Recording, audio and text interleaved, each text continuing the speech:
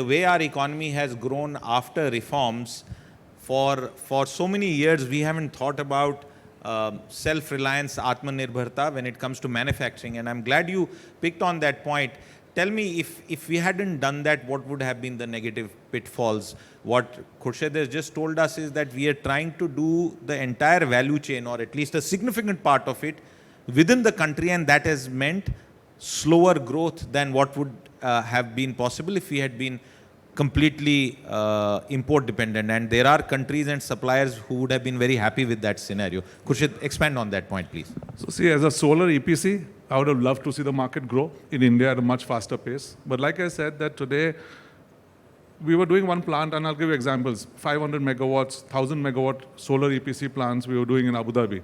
The largest capacity that the Indian manufacturer had, single manufacturer at that time, was 500 megawatts. 1000 megawatts. We just couldn't go to him only. Forget the price. Even if he was 10% lower than the international competitor, you couldn't just go and buy from him. He just didn't have the capacity to deliver. I think the Indian market needed protectionism for some time. I'm not a great fan of protectionism, but in an industry which is going to be an industry for the next 20, 30 years, where India is going to play a very large role. I think if you spend 4 or 5 years just creating an environment for the manufacturing sector to become globally competitive, I don't think it's a big sacrifice. And I don't mind the slow growth over the last 2, 3, 4 years. If in the next 2 years we can capture majority of the, or next 2, 3 years, we can capture majority of the value chain within the country, I think there's a huge opportunity for all of us. What parts of the value chain do you think we stand a good chance on in terms of making it in India for India and also for exports eventually? So I think if you see most of the plans declared, I think right now we must be between 15, 20 gigawatts of local manufacturing. And each guy must be, let's say, 1, 2 gigawatts max. Now, individual corporates are looking at 10 gigawatts and 20 gigawatts. First time people are thinking of competing with the Chinese. So I feel that in the next 3, 4 years, and they're going down the value chain. Now, what comes when and how it transpires, I think we'll see as it goes along. But first time, there's hope that 3 years down the line, we will be in situations that you can buy from India, execute for India and for the world. That there was no chance of doing that earlier. Okay. What policy changes do you think are still required, or not changes, maybe what are the policies that are required to ensure that all of this comes true? I think as was mentioned by the panel, where we see a difference between the global situation and India, when you're starting a project internationally, you're only starting it after everything is completely ready. It means you're not hoping that, so and here you're starting the projects, the land still being acquired, the transmission you're hoping is in place, etc. So I think those areas, a lot more pre-planning needs to be done, and it needs to be just ready to build.